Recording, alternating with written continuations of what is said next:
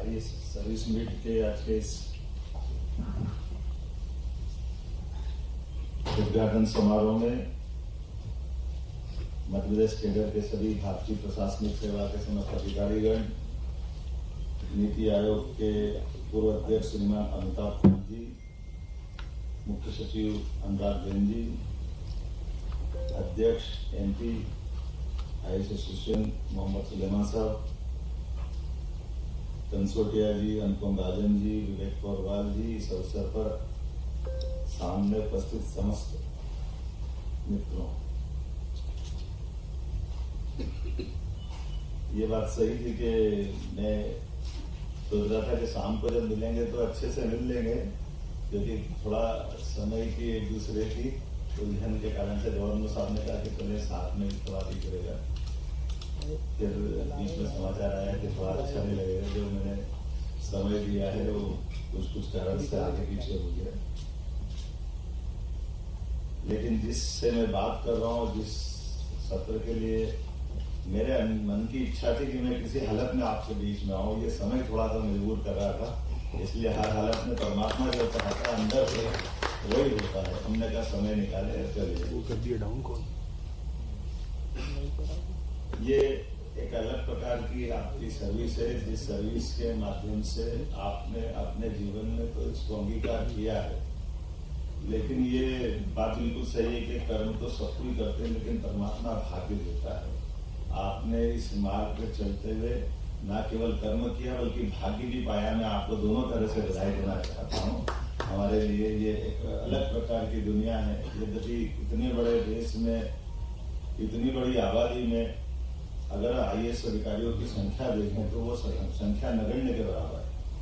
और इतने बड़े देश की इतनी विविधता वाली चुनौतियों के बीच में हमारे इस देश की दुनिया में अगर पहचान बनी, तो उस पहचान बनने में सबसे बड़ी भूमिका अगर है तो आप ही लोगों की है। ये निश्चित रूप से हमारे लिए गौरवान्वित करने वाली बात।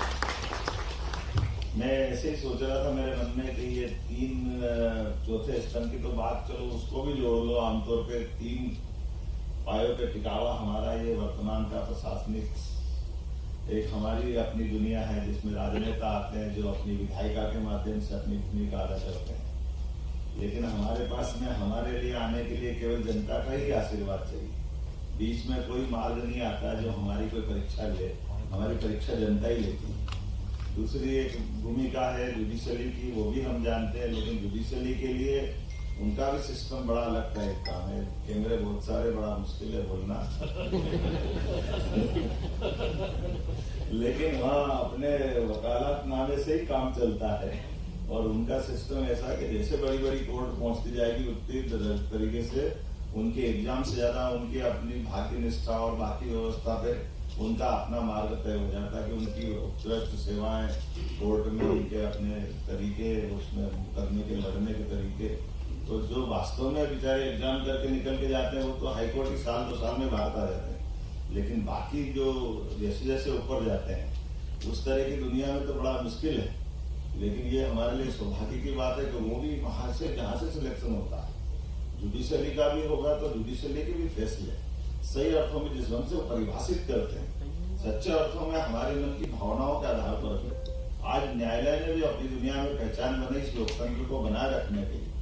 चाहे वो इलाहाबाद हाईकोर्ट का फैसला हो, जब उनने पीएम के खिलाफ फैसला दिया, ये भी बड़ी बात है एक तरह से न्यायालय के लिए मील का पत्थर। उसी प्रकार से हमारे सेक्टर में भी बात करो तो यहाँ कैसा कैसा आश्चर्य मिलता है। जैसे पढ़ने लिखने की और इस तरह की बात करें तो वित्त मंत्री की बात आती है तो मनमोहन सिंह जी का नाम आता है। गवर्नर रहे, पता नहीं कितने प्रकार की डिग्रियां उनके पास रही, पीएम भी 10 साल तक रहे। लेकिन उनको ये मालूम नहीं कि जीरो बजट में भी जीरो अकाउंट में भी बैंक का अकाउंट खुल जाता है, पैसा कुछ नहीं और बैंक अकाउंट खुल जाए। ये तो चाय वाले को मालूम थे। ये जो कितनी बड़ी बात, परमात्मा की दया से जो 50 साल तक कोई चुनाव नहीं लड़ते, लेकिन चुनाव लड़े पहला और सीधे सीएम बन जाए, सीएम से दूसरी बार सीएम, जितने चुनाव लड़े और जितने मेंबर ऑफ पार्लियामेंट के चुनाव लड़े। लेकिन इनके माध्यम से अगर केवल वो जो आपके दौर वाली बात करो तो ये अनुकूलता हो सकती है क्या? दोनों की अनुकूलता तो नहीं हो सकती। लेकिन मैं और इसमें केवल एक श्रीमद् भागवत का एक अच्छा दृष्टांत सुनाता हूँ, मेरे को बड़ा मजा आता है। एक बार अपने समझता हूँ कि शायद अपनी बिरादरी का ही कोई आदमी होगा जिसके दिमाग में चला होगा। ऐसे कहते हैं कि एक व्यक्ति के जीवन में सदैव सर्विस में आपको जब देखता हूँ तो मैं सच में आपके लिए मन में बहुत श्रद्धा आती है कि सुबह से लेकर रात तक हमको लगता है कि हम काम करते हैं, लेकिन हम तो काम का ऑर्डर देकर भूल जाते हैं। वो पूरे अमली जामा पहनाने के लिए जो ताकत लगाते हैं, जैसे अगली सत्र की बात करता हूँ, 8 विधेयक इतनी जल्दी आ जाए, 19 विभागों का समन्वय कर, ये कोई कम बड़ी बात नहीं। निर्णय करना सरल है, लेकिन निर्णय का एग्जीक्यूशन कराने के लिए जो आपने उसको कानूनी अमली जामा पहना देते हैं, वाकई गजब करते हैं। तो मैं उस घटना को सुनाता हूँ। एक व्यक्ति जीवन भर अपना कोई कारण से शरीर छूटा है IAS अधिकारी का, और वो ऊपर गए चित्रगुप्त के पास हिसाब करने, तो उन्होंने कहा मेरे को किधर जाना, तो उनके अपने चित्रगुप्त के तरीके दूसरे थे, वो भक्ति भाव वाले थे। उन्होंने कहा तुमने जीवन भर कर्म बात तो करे, पर कर्म बात से तुमने कई बार तुम्हारे हाथ से भी उल्टा पुल्टा काम हो गया, तो इधर नहीं जाना, तुमको दूसरी तरफ ही जाना है। तो उन्होंने कहा दो ही मार गए, या तो सुख के या दुख के, तो ये दुख में बोले आप अच्छा एक काम अच्छा करा। बोले क्या अच्छा करा? तुमने तो ऐसा काम बताया जिस काम के आधार पर उसको 20 मिनट का सुख मिलना था। तुमने कहा ठीक है 20 मिनट का सुख मिलना है, यानी 1 घड़ी का सुख मिलना है, तब 1 घड़ी का स्वर्गलोक में जाना है, बाकी समय तो उसका उल्टा ही बता दिया। तुमने कहा ठीक है अच्छा इसमें बताओ मेरे को क्या। बोले आप ऐसा करो, इसमें मेरे को दोनों में से क्या चुनना है? बोले आप यहाँ आपकी इच्छा चलेगी, आप स्वर्ग में जाओ या नर्क में जाओ, आपके हाथ में। तो बोले अच्छा ठीक है। तो बोले मेरे को नर्क में जाना, तो मैं स्वर्ग में जाने का मार्ग तय करता हूँ। और उन्हें स्वर्ग में जाने की बात करी, उन्हें स्वर्ग में क्या मिलता है ये बताओ, मेरे पावर क्या है, मेरा अधिकार क्या है, सारा डिटेल जानकारी निकाली। तो मैं यहाँ अभी तक स्वर्ग में इतने लोग आए, ऐसी बात करने वाला कोई नहीं आया कि ये अधिकार क्या है। लेकिन उन्होंने कहा ठीक है भैया, तो आपने कहा, तो उन्होंने कहा यहाँ तो जो मांगो वो मिलता है। बोले जो मांगो वो मिलता है? बोले पक्का? हाँ ठीक है। कितनी देर मिलेगा? बोले मिलेगा 20 मिनट, लेकिन आपको जो मांगो मिलेगा। तो उन्होंने कहा चल मेरे को कहा यहाँ का राजा कौन है? बोले वो स्वर्ग का राजा तो इंद्र है। तो इंद्र के पास ले चलो। इंद्र के पास गए, 2 मिनट उसमें लग गए। उन्होंने कहा बताओ आप क्या, तुमको क्या चाहिए?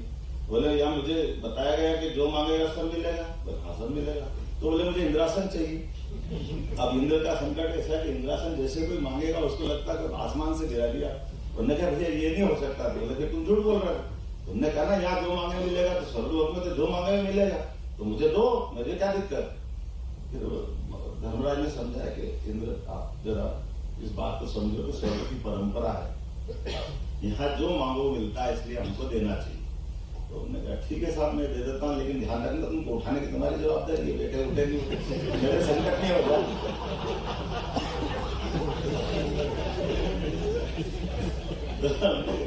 उठने का नहीं कोई बात नहीं, अपन संभाल लेंगे, देख। अब जैसे करके उनको बिठाया, और बैठने के बाद उन्होंने फिर पूछा, बोले आप तो 12 ही मिनट बचे। बोले आप इतनी सारी बात में तुमने मेरा टाइम बिगाड़ दिया। बोले कोई बात नहीं है, मैं कहाँ बैठा हूँ? बोले आप इंद्र की कुर्सी पे बैठे। इसके क्या पावर है? बोले इसका सब पावर है। सब पावर है पक्का? बोले अच्छा ठीक है। तो मेरे से आपने कहा ना कि वहां मैं गया तो कुछ चूक गया काम करने में, तो मेरे कुछ आपने भाग्य में थोड़ा कम टाइम दे दिया। तो बोले अब यहाँ से बैठ के मैं क्या क्या कर सकता हूँ? बोले आप सब जो इच्छा कर सकते हो। तो बोले पूरा स्वर्ग दान? पूरा स्वर्ग दान? बोले हाँ क्या हो गया, मेरे पावर में है ना, अभी दे दिया, मेरे को क्या दिक्कत है। तो ये एक क्षण का भी सुख सबका दृष्टांत का आखिरी सार ये कि अपने जीवन का वो ऐसा घटनाक्रम है जिसके बाद वो लिंगत ऋषि नाम के सज्जन थे, जिनने उस घड़ी के बाद से उनका पूरा जीवन स्वर्ग में निकाला कि इतना बड़ा दानी कोई मिलेगी जो स्वर्ग में अंदर पूरा स्वर्ग दान कर दे। कहने का तात्पर्य कि आपके माध्यम से जो परमात्मा ने यश दिया, उस यश का सदुपयोग करने के लिए अगर सबसे अच्छी ताकत किसी के पास है, वो हमारे पास भी नहीं, वो आप ही के पास है। मैं आपको बढ़े देना चाहूंगा, आपके माध्यम से कई लोगों के जीवन में बदलाव आता है, कई सारी व्यवस्था सुव्यवस्था में बदलती है, जिनके माध्यम से आपको भी सुख मिलता है। और परमात्मा ने ये एक तरह से माननीय मोदी जी के शब्दों में ये जो अपॉर्चुनिटी मिलती है, इस अपॉर्चुनिटी के साथ जो आपकी अपनी दक्षता के आधार पर जो फैसले होते हैं, वो मिसाल कायम करते हैं। आज भी वर्षों तक बुद्ध साहब याद आते हैं, कोई कलेक्टर याद आते हैं, कमिश्नर याद आते हैं, चीफ सेक्रेटरी याद आते हैं, जिनने अपने अपने क्षेत्र में काम किया। हमारे सामने भी गोयल साहब बैठे हैं, ऐसे कई सारे मैं मान के चलता हूँ कि बहुत सारे प्रकार से ऐसे लोग हैं जिनको भी मैं आज याद करता हूँ तो मुझे ध्यान में आता है कि वाकई में ये हमारे अधिकारी रहे। मैं कई सारे घटनाक्रम की बात दोहरा सकता हूँ, लेकिन आज थोड़ी समय की कमी है। मैं उम्मीद करता हूँ आपके सबके माध्यम से यहाँ जो सेवानिवृत्ति के बाद में भी एक अच्छी बात है आपकी क्लब की कि वो जीवन भर क्लब के मेंबर रहते हैं। केवल एक झंझट है, चीफ सेक्रेटरी नहीं रह सकते, लेकिन चीफ सेक्रेटरी जब बाहर हो जाए तो अंदर आ जाते हैं। ये अच्छा सिस्टम, ऐसा कि हमारे यहाँ सिस्टम नहीं साहब, बड़ी मुश्किल है। ना यहाँ रो रहे वहां रो रहे, जहां भी रोगा रोते ही रो, पता नहीं क्या चक्कर है। लेकिन जो भी है परमात्मा की दया से मेरी अपनी ओर से आप सबके प्रति शुभकामना। आज ये आपका जो विचार मंथन चलेगा, ये विचार मंथन नए दौर के नए मध्य प्रदेश के लिए लाभदायी रहेगा। आपके जीवन के अनुभव से भी मुझे बड़ा अच्छा लगता है कि मैं आप सबसे भी सीखने के लिए अलग से शामिल हुआ। कोशिश करेंगे कि कोई ऐसा क्लब बने जिस क्लब के माध्यम से आपके आइडिया हमारे तक आ जाए, आपके विचारों के माध्यम से आपके व्यक्तिगत जीवन में भी कोई कष्ट आए तो सरकार आपके साथ खड़ी है। ये थोड़ा मीडिया वाले भैया देखना ढंग से बोलना है, मैंने पता नहीं क्या बोल दिया है, तुम्हारी रिपोर्टिंग हो जाए तो। लेकिन कुल मिला करके हमने सबकी बेहतरी की बात की है। परमात्मा चाहेगा तो हम सब मिलकर के और बेहतर से बेहतर, ये परमात्मा की देन है कि हमारे पास आज का इतना अनुकूल समय है। पूरे विश्व के परिदृश्य में देखें, अपने आसपास के देशों से हालत देखें तो वाकई लगता है कि क्या दुनिया है। अभी थोड़े दिन पहले बांग्लादेश की हालत देखी है, और बांग्लादेश के अंदर भी बांग्लादेश के हाईकोर्ट के जजों की हालत देखी, जजों को छोड़ करके भागना पड़ रहा है। तो एक अपना इतना बड़ा देश है जिसका पूरी सिस्टम में आप सबकी दक्षता के कारण से और हमारी सेना और बाकी व्यवस्थाओं के कारण से आज हम दुनिया के बीच में आदर्श बन के खड़े। ये दुनिया का लोकतंत्र का सबसे बड़ा एक दुनिया में हमारे लिए गौरव भी है, सम्मान भी है। एक बार फिर मैं आप सबका स्वागत करता हूँ, अभिनंदन, बहुत धन्यवाद।